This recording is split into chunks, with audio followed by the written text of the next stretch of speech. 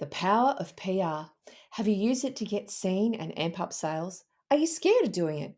Unsure of where to start and what it involves? Then keep listening, as today I am talking to the PR maven herself, Annette Densham, who shares her tips for anyone considering leveraging their story in the media. Lots of great advice coming up. Welcome to Sales Without Socials. If you too are mentally exhausted from the constantly changing algorithms, you're not getting a return on the blood, sweat, and tears you put into your social media efforts, and know there must be a better way to market your business, then you are in the right place. I'm your host, Tanya Williams. I love pink, wearing 4-inch heels, and being the sparkly chief of everything at Digital Conversations. In the last 6 months, I have transformed my business growth by doubling down on the marketing strategies that actually work, and that doesn't include Facebook ads, Reels, or silly TikToks. So if you're like me and you're sick of being on the social media hamster wheel and want to focus your time on marketing strategies that don't suck your time without a result, then make sure you subscribe and keep listening. Are you with me? Let's dive in. And you know what? Let's have a little bit of fun along the way.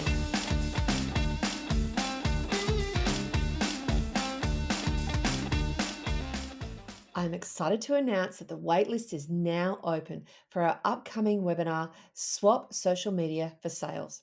This free training is for people who are exhausted by the social media hamster wheel, and it is especially for B2B service-based business owners. If you are sick of spending hours every week trying to get results on social, just hear crickets on your posts and wonder why it isn't working, and you want to learn how you can spend less time marketing but get better results, then this is the training for you. Go to saleswithoutsocials.com.au/free webinar. Register and stay tuned for details.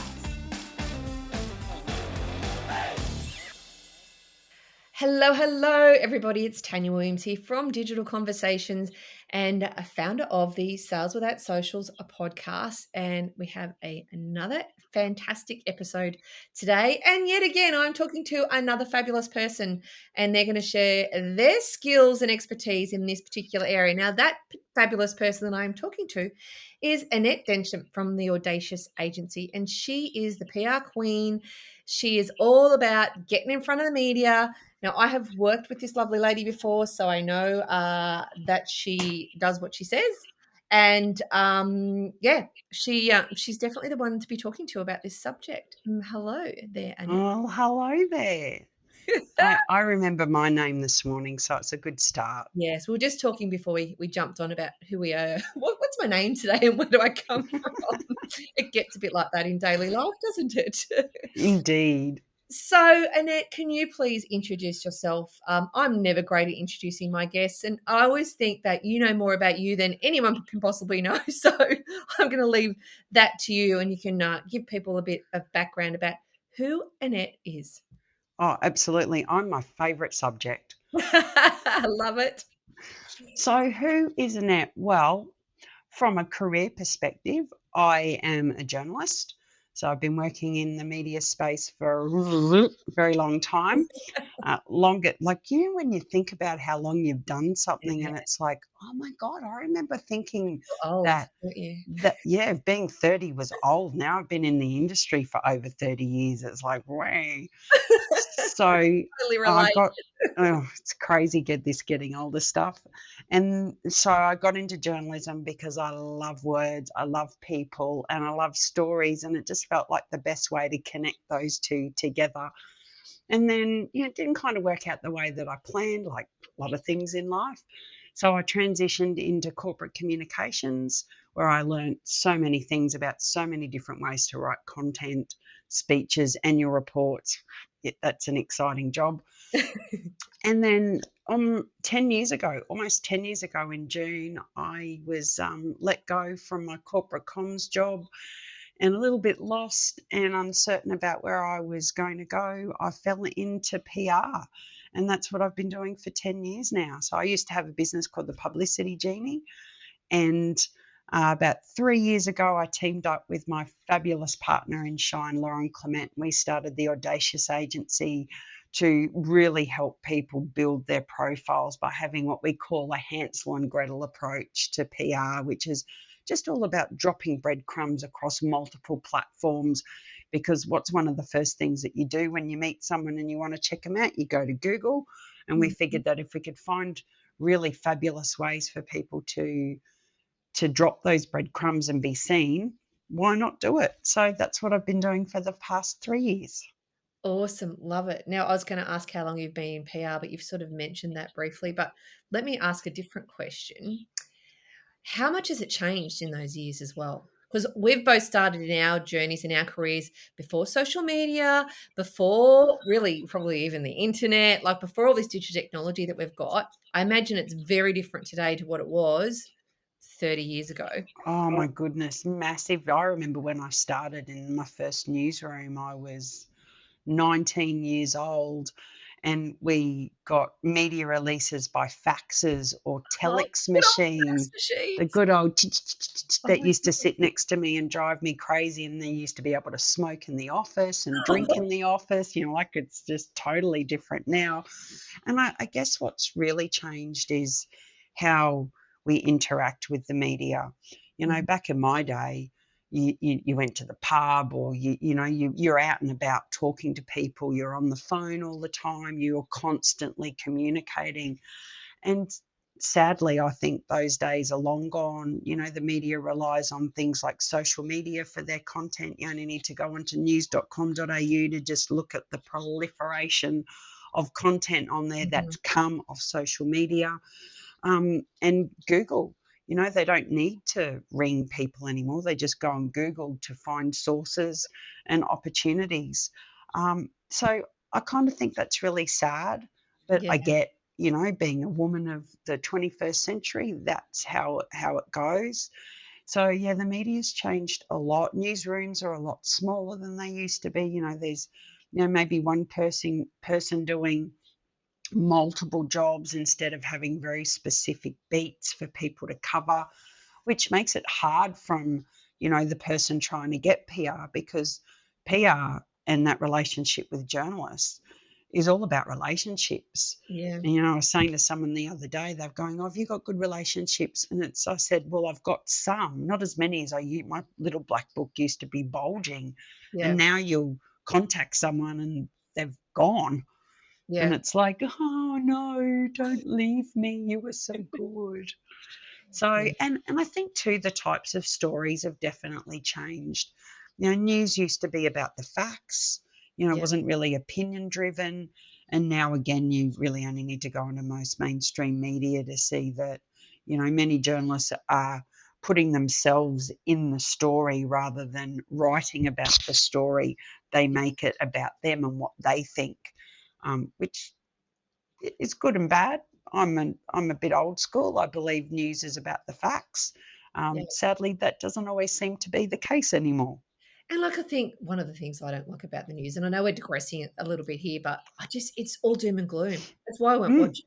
It is all doom and gloom. It's like, where's the happy stories? Where's the good stories that we want to hear about? The people who are succeeding in their small businesses, all the fun little things are happening that are, happening in my local community. I don't want to hear about wars and murders and it's just and recessions and all the stuff that's just beaten up in the media as well. So anyway, that's a that's a no, whole and look, and I mean, it's always been that way, Tanya. The news has always been about bad things happening. yeah, But you with this, like another big change in the media is how, pretty much everything is online now.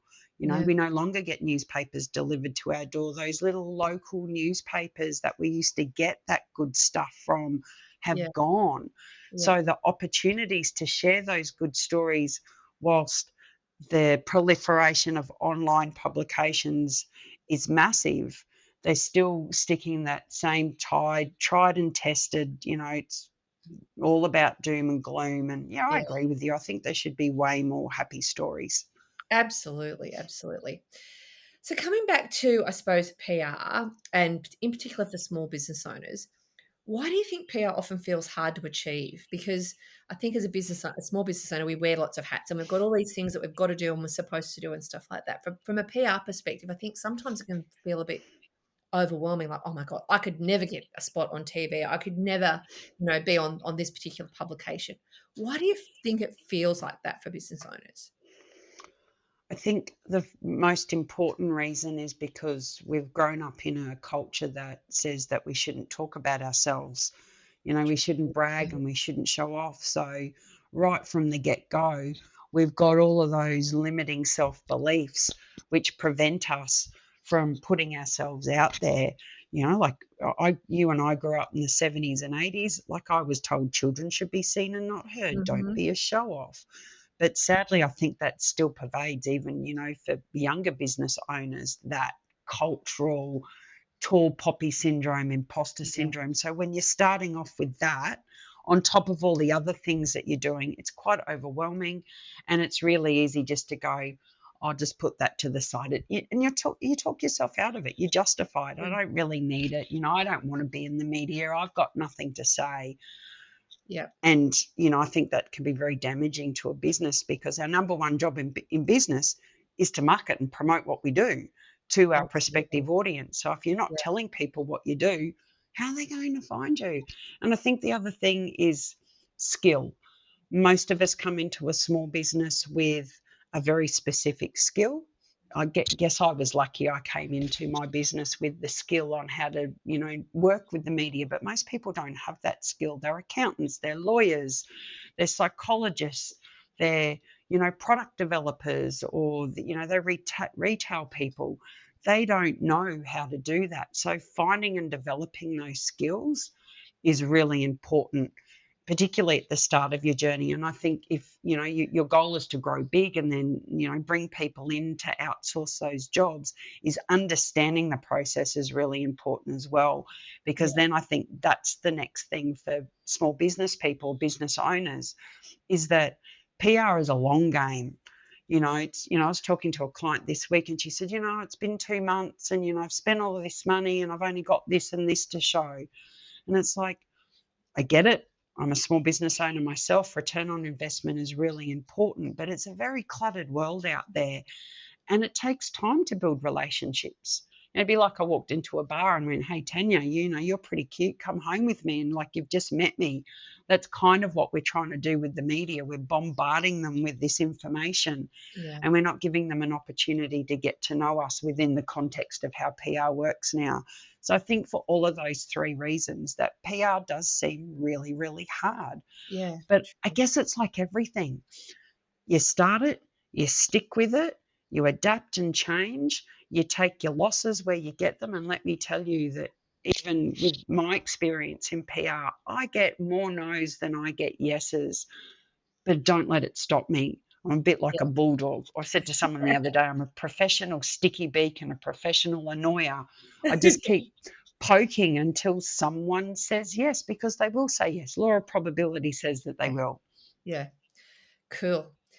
So we talk about this thing called PR, but there's different types and there's different levels of PR as well. I think people think, "Oh my God, like PR, it's gonna, I'm gonna be on national TV or whatever." But there's lots of levels, and I know having worked together previously that we would do things got like get articles in certain blogs that were well read, all the way through to things like national TV spots and radio and so forth.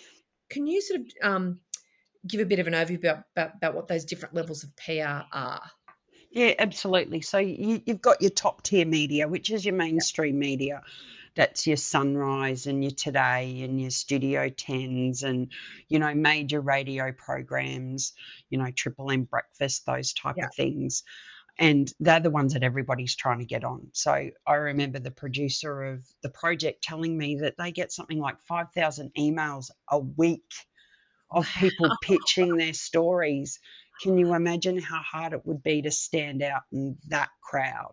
Yeah. So that's your top tier. Then you come down to your second tier, which is, like your magazines and your business publications, not many print ones left. But, your Koshi's Business Builders, Inside Small Business, Dynamic Business, Smart Company, those type of things Yeah. that have got a very specific focus on a specific area. And then we're seeing a rise of new media. So you've got your digital media like podcasts, um, you know, lower, not, I shouldn't use lower level, I don't mean lower level, your next level in publications, which is people starting their own magazines, Yep. which I have to say as a side note, we've really gone from advertisers advertising to people paying for their own articles. which is not PR. That's called advertising, people. Yeah, Don't promote it as PR because it's not. absolutely. Um, and then you've got your own media, your own PR. So this is the stuff that you're putting out through your blogs, your videos, your podcasts, your social media, and those type of things. Because I think as business people, we really underestimate the power of growing our own community through our own PR channels. I remember when I started in PR, I saw this quote: PR is everything you say, everything that you do, and everything people say about you. So while people come to me and go, I want to be on the project, and it's like, yeah, okay, you and 700 million other people have those different layers, because, I go back to what I said about Hansel and Gretel marketing, is that your audience may not be watching the project. Like, I don't watch the project. I'm in their demographic, but I don't watch it Mm, except to keep my finger on the pulse to see what type of stories they're covering. But I know that my audience is on LinkedIn and Facebook. So I've created newsletters, and I make sure that, any podcasts that I'm on or things like that, I share, so that I'm building that social proof where I know my people are going to be. And then yeah, there's two other types of PR that I want to add into that. There's the proactive PR. So mhm, that's the one where you've created a plan, you've developed the angles, you're proactively pitching it to the media. And then there's reactive. So you can call this newsjacking. yeah, So if you're following the news, you'll see, oh, there's a story about whatever, business awards. I'm going to use business awards. A journalist has written about that, and I've read it and I've gone, oh, actually, she missed some really important points. So I'll find her contact details and I go, dear Joe, loved your article on this. This is my background. I really feel that you could expand on these points. I'd love to, contribute to any future articles. And there's Source Bottle, where you can yeah. sign up to, and journalists are, Love soul. yeah, it's such a great tool. And don't give up if they don't get back to you the first time. Keep doing it, because someone will get back to you. Yeah. There's help a reporter out. There's so many other ways that you can be watching what's happening in the news cycle and pounce on that for your benefit and for the benefit of the audience. And I think part of that is being aware, isn't it? And being on the lookout for those opportunities, not just sitting there thinking someone's going to knock on my door and offer me this amazing opportunity. Well, of course they're not. You've got to be Yeah. visible and you've got to be active and you've got to be aware of those, or looking out for those opportunities to be like, hey, here's something that I can, share with you. And I think that's something that we all should be doing.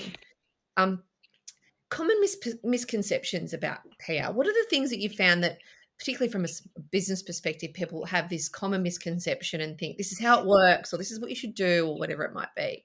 Oh, that your first media release is going to get you, big media coverage and millions of dollars in sales. You know, quite People think often, that. People actually think that. yeah.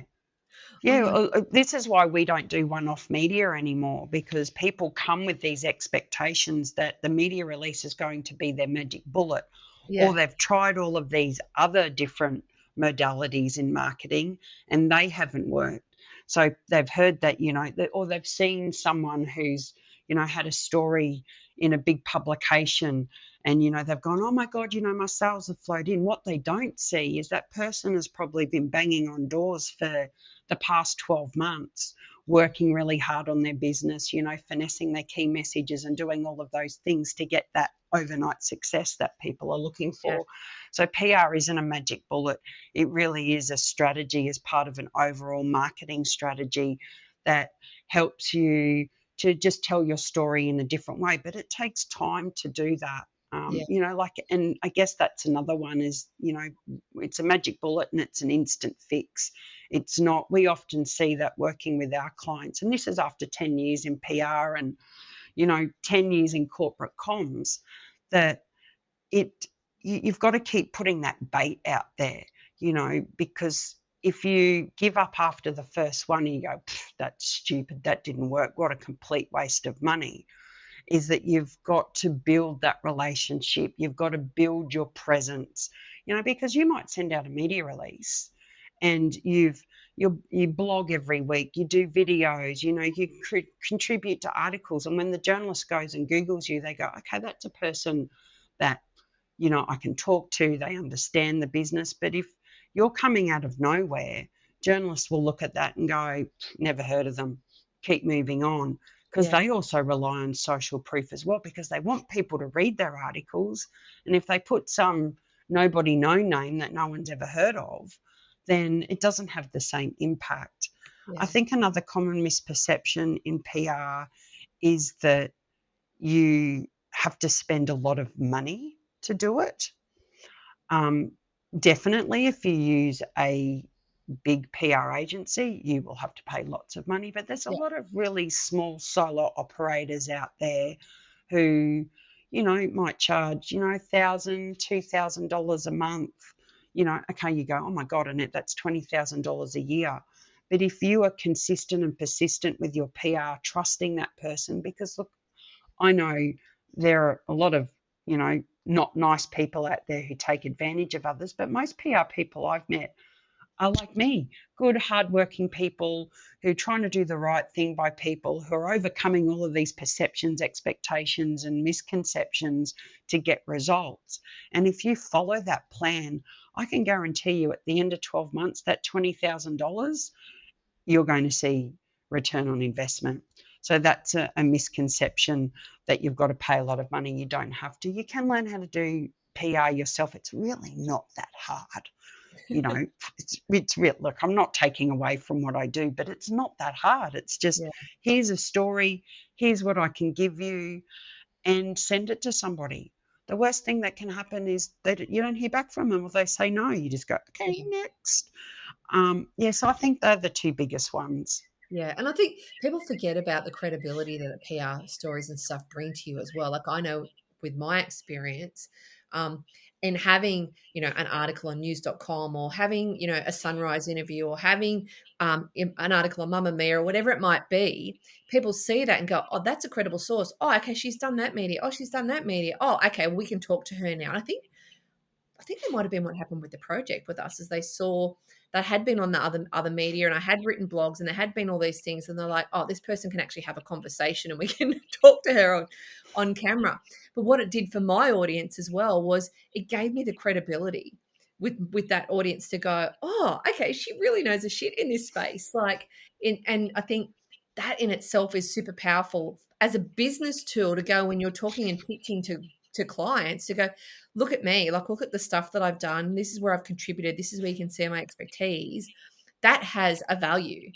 Um, so when you're pitching a new client, they can go, oh, wow, they've done this and they've done that. That's pretty amazing. That stands you out from somebody else as well. So it can actually help in terms of bringing new business in that way as Oh, well. absolutely. As human beings, we rely on our limbic system, the little part of the brain that controls our emotions.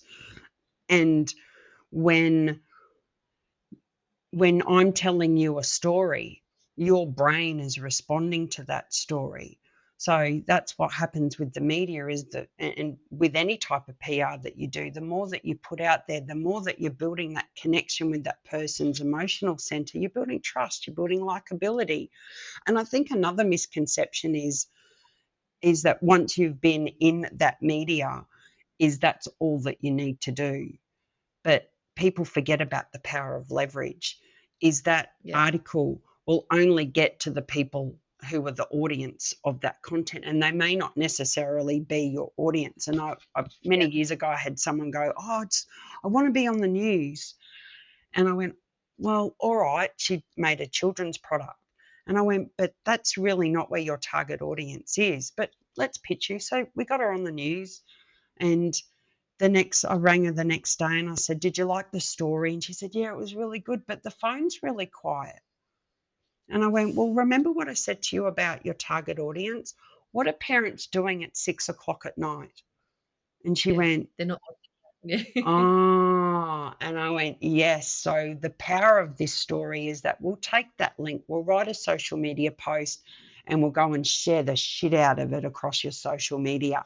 Then the sales started coming in, because whilst people didn't actually really listen to the news story, all she needed to do was to post that she'd been on that news story. And that was enough proof for people to go, oh, this is not just someone working out of their garage, tapping away, making stuff.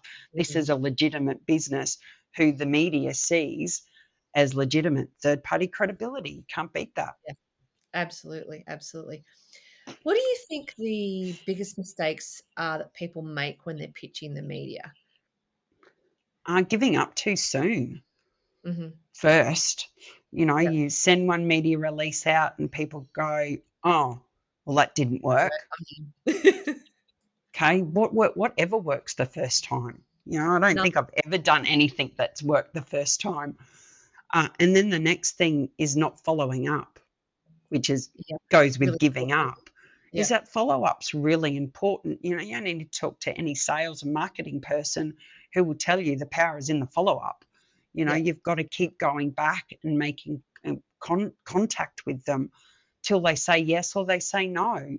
I always say to people when I pitch to journalists, here's the story.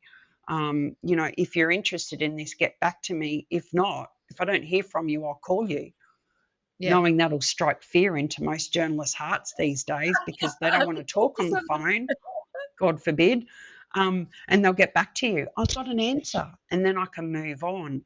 I Yeah. think also being too wordy in their pitch. Like Mhm. I sent out a media release for someone the other day, and it was 3 pages long. And I said to her, "I was bored after the first paragraph.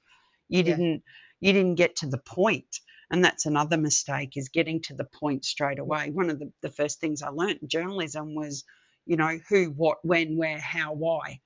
You want that in your first paragraph.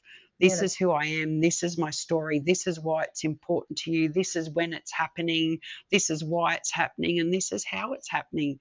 And then go into a little bit more detail. So yeah. I actually don't think there's a big place for media releases anymore. It's like, oh my God, I hope the other Well, the PR tip people is don't you come read after them, me aren't with they? pitchforks. Sorry? They're getting multiple media releases a day, like, hundreds or whatever. They're not gonna read them because there's literally too much information. So it's gotta be something that I would imagine is sort of pretty skimmable where they can quickly look at it and go, "Yeah, I'm interested," or, "No, I'm not," right? Yeah. So the way that we do it now is we just send an email pitch. Hi, Yep, this is who I am, who, what, when, where, how, why. This is the story. Few dot points if it's TV. Here's the vision that we can provide for you. Here's the contact details, yep, and here's my call to action. And it's all above the fold. They don't have to scroll anywhere. They don't have to go anything. They don't have to click links. And if you're pitching to TV, I'm finding now that video pitches, very short, sharp, 30 to Mhm. 45 Idea. second Yep, pitches, send that, because again, journalists don't want to listen to you talk for 5 minutes and get to the point at the end. So that's really important. Get to the point, follow yep. up, and don't give up after the first one. Yeah, great tips. Great tips. So, can you outline some simple steps that a business owner can do to get noticed? Like, if they've got limited time or whatever, what are some simple things that they can do to get seen? Okay. Make sure your website's up to date. Make sure that Absolutely. you've SEO'd the daylights, meta tag your images, have lots of content on there so Google see it as fluid. Because if a journalist is looking for an expert to speak on a specific story, they'll go to Google. They might write in accountant Sydney, and how many accountants are in Sydney. The accountants who will show up are those ones who have paid attention to their website. So I think that's really important, is get your foundations right. Have a really Yeah, great media page where you've got an updated bio, updated, picture review, the topics that you talk about. So they don't need to go hunting for that information. It's right in front of them. yep, Get prolific with your other media. So your social media, with blogging, with getting on podcasts, with articles. We call it being Googleicious. Is the more stuff that you've got out there, my content is Googleicious. You didn't know you were going to get a song with that.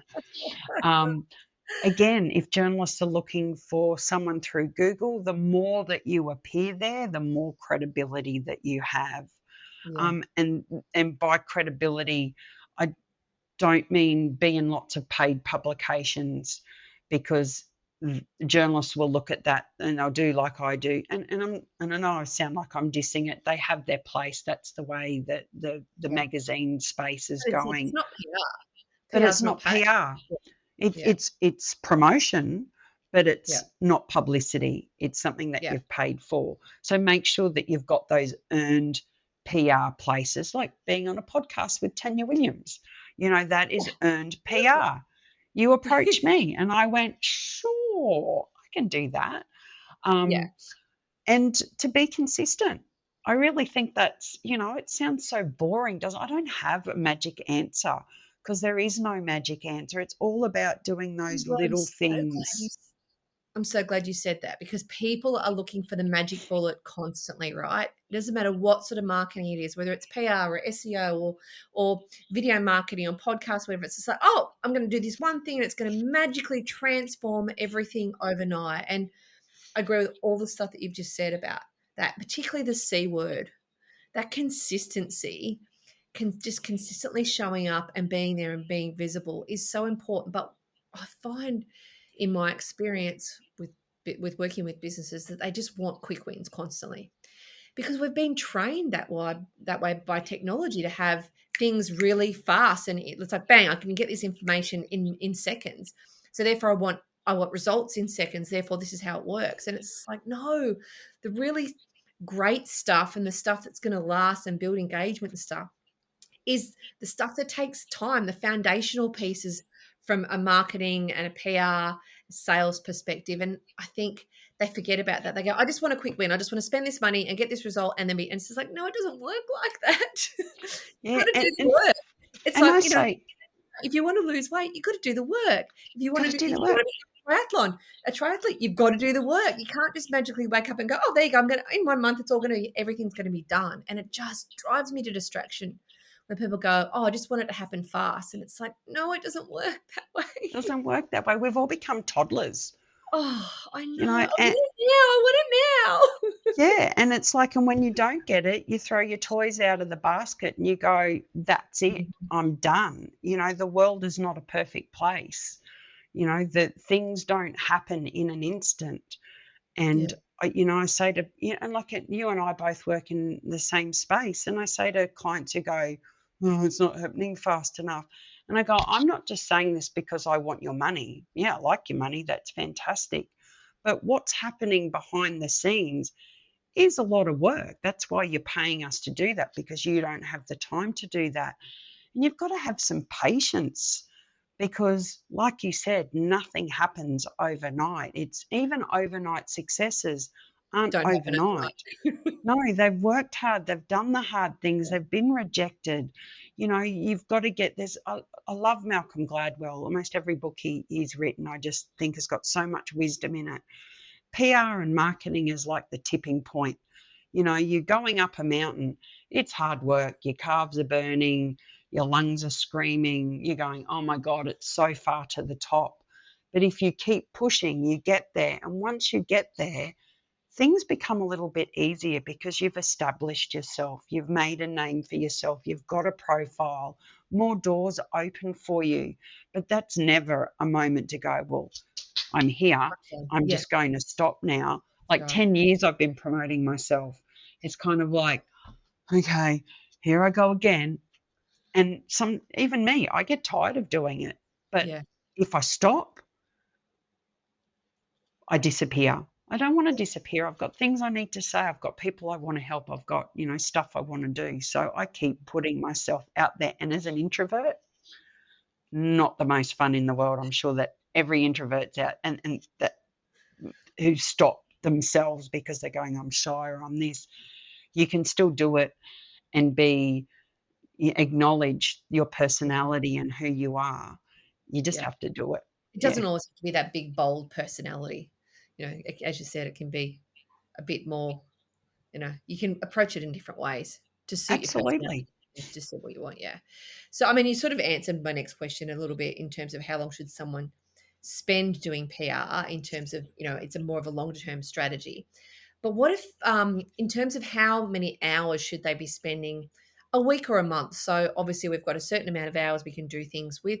Marketing forms one of those buckets. Within that bucket is PR. Is it realistic that they could spend an hour a week and maybe get a couple of wins, or does it need to be something a lot more substantial over a longer period? It really depends on the person, Tanya, Mhm. because, like for me, I spend, maybe 30 minutes a day on my PR, posting on social. I might write a blog or I might do a podcast interview. So I do something every day, Yeah. but this is my skill set. For me, I write in my sleep and wake up and just go, there's a 1,000-word article done. Yeah. And I've worked with lots of people who go, oh my God, I've spent 3 days on this social media post. And I'm like, oh my God, it's 200 words. What are you doing? Yeah. So I think let's go back to what we talked about right at the beginning. What stops us? It's what goes on between our heads. It doesn't have to be perfect. So I say to everybody, half an hour a day, pick one thing. What am I going to promote today? It might be a webinar you're doing. It might be a new product. Start with social media, a really great place to start with PR. You've already got an audience there, and then just grow into it. So I think at least 5 hours a week should be spent on some type of marketing or PR application, whether that's writing an article, being on a podcast, doing your social media, and do that consistently. If you do that consistently for 6 months, your business will change. Yeah. And I think let's talk about the social media element, because I think typically people can spend way too much time on social media. And of course, I'm talking about generating sales without socials. It's I think when there's, and I talk about this a lot, going, I'm not any social media, but there's a time and a place for what you do. And I think to, as a leverage tool to go, hey, here's this great podcast that I've been interviewed on, or this media that I've been featured in. Social media is a great place to do that. Where I find it comes undone is when people sit there and as you said, will spend an hour trying to figure out a social media post or something. And it's like, that's not time well spent. However, using it to leverage PR and opportunities and places where you've been featured is a totally different story. Mm, I think people need to be mindful of it, not just focusing everything on social, as well as going, hey, let's send it out to my database of people. Yeah, let me get on and do a video about something. Let me share it here. Let me share it there. I think the easy place is to go straight to social, but I think mm. people need to be thinking much bigger picture to go, well, where else can I share this to an audience, whether it's a guest post or it's collaborating with someone else or getting it further afield and working with other people as well. So yeah, I mean, as you said, like, just it doesn't necessarily need to be huge amounts of time, but I think that keyword was the one that you keep bringing up, is leverage. How can Yep. I leverage what I've already got? I've got some coverage here. Let me leverage the shit out of it. And that's going to hopefully open up other doors and create new opportunities. Absolutely. And another really great word is repurpose.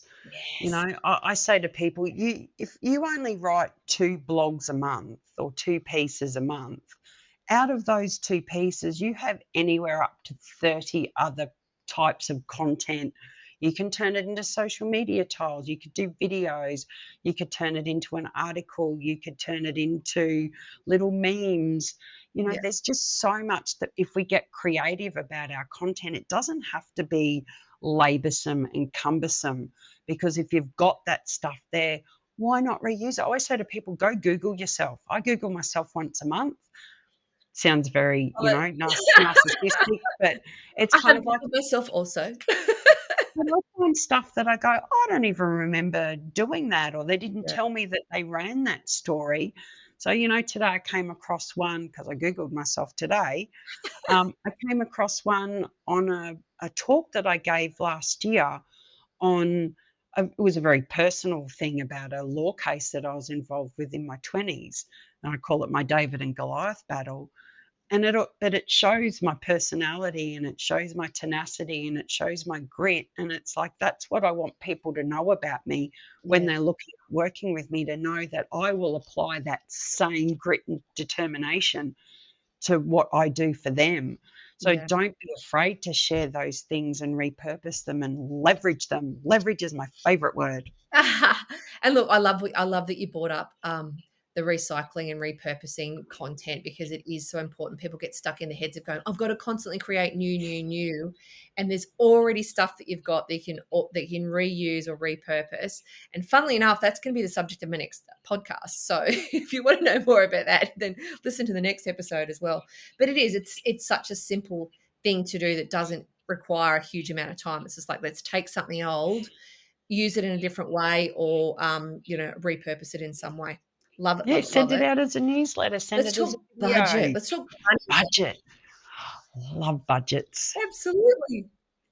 Um, what sort of budget should people expect to pay if they want to engage a professional to do this for them?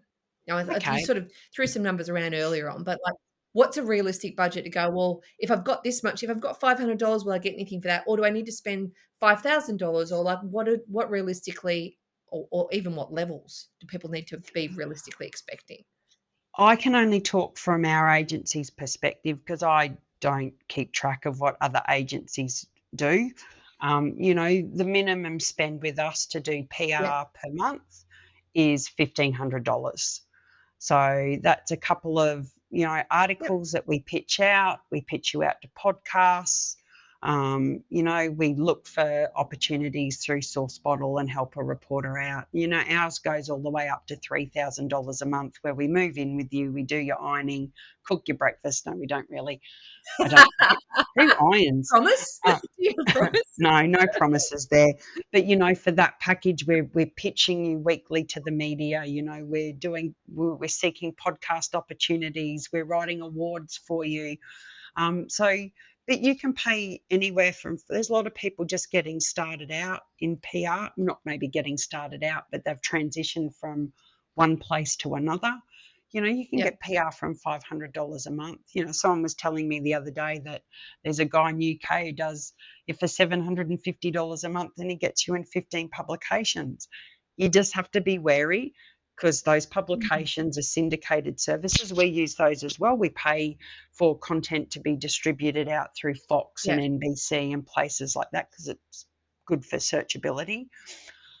But it's not real good for your public profile because it's paid media.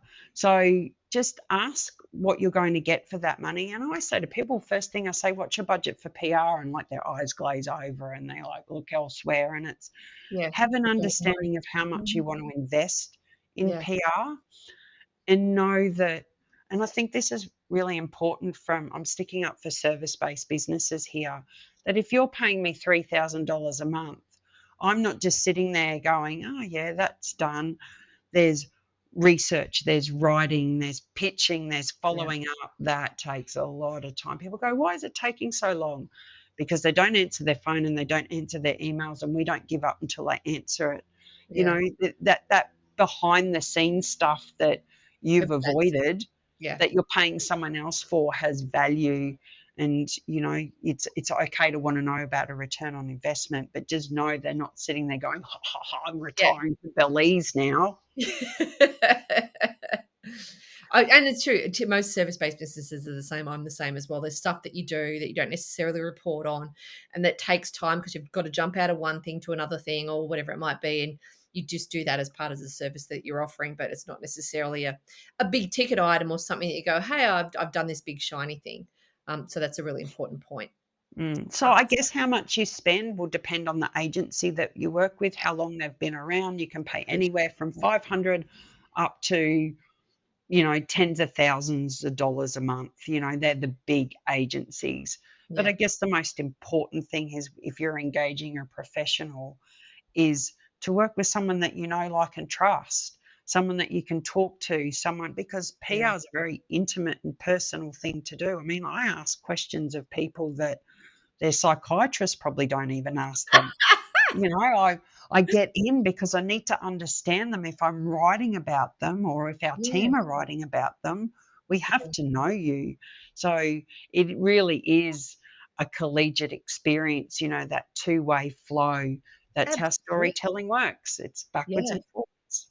Absolutely. Love it. So much gold, so many things there that we can unpack and dive deeper into if only we had more time. If But only we had more but I'm time. going to put the links in the show notes. So if people want to know more about Annette and Audacious Agency and what she does, then you can go there. Um, but I'm going to finish. I'm going to start doing something a little bit different on the podcast. And my last question is actually going to be, what's a question that you would like to ask my next guest? Now, obviously, you have no idea who my next guest is going to be, but I'm going to ask this of each guest from now on and just put them on the spot with a question. So, Give me a question that I can ask the very next guest that we have on the show. Okay, I actually put some thought into this, Yay. and I would like to know from your next guest, what's the time, not phrasing it very well, tell us about a time where you really stuffed up with a client and how did you overcome that? Mm, good question. Getting right in there. Yep, see, I ask all the good I know. questions. That's a good question. I like it. Yeah, because I think, you Yeah. know, when you're in a service position, is people think that you're I mean, you are the expert, but you're the magician, you're the magic maker. And I think they sometimes forget that we make mistakes, we stuff up, we don't always get things Human. right. Yeah. We're human, but people expect you to be because they're paying you money to do that. And, I pride myself on mostly resolving those so that whether the person leaves or they stay with us, is that they leave with, okay, I'm happy with the way that came out. So I thought, yeah, I'd love to hear the answer. I'll be Ah, listening. good question. Good question. I'll let you know when the next one comes out and you can hear what they have to say. Yeah, awesome. Thank you so much for your time, Annette, and sharing all those great tips. So much stuff there that I agree with and think are just really good for businesses to take on board and actually go and do. And that's the next key thing is it's all great to learn this stuff, but you actually have to go and put it into action because that's where you see the results. It's the one thing that people fail on. They go, awesome, I've got all this great information now, but what are you going to do with it? Go and do something with it, Yep, which is, absolutely. I used to do workshops on PR and you'd get 20, 30 people in a room and you'd take them through, very hands on. I'd yeah. follow up with them a month later and they go, I haven't done anything. Yeah. Well, why did you spend that money if you weren't going to do? You've got to take action, even if Yeah, it's just one tiny little thing every day, just do something. absolutely. You're preaching to the choir, baby. Awesome. Thank you so much, Annette. Always great to chat. And yeah, thank you for your valuable time. Thanks, Tanya.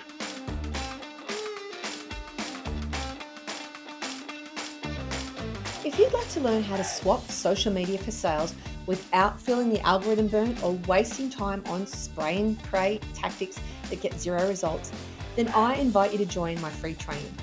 In it, you're going to learn how you can dump social media and swap it for high impact marketing tactics that don't involve algorithms but do involve growing your bank account, how to get crazy engagement and conversion while posting less than ever without needing years of marketing experience to do it, and 3 critical social media mistakes you're making now and what to do instead.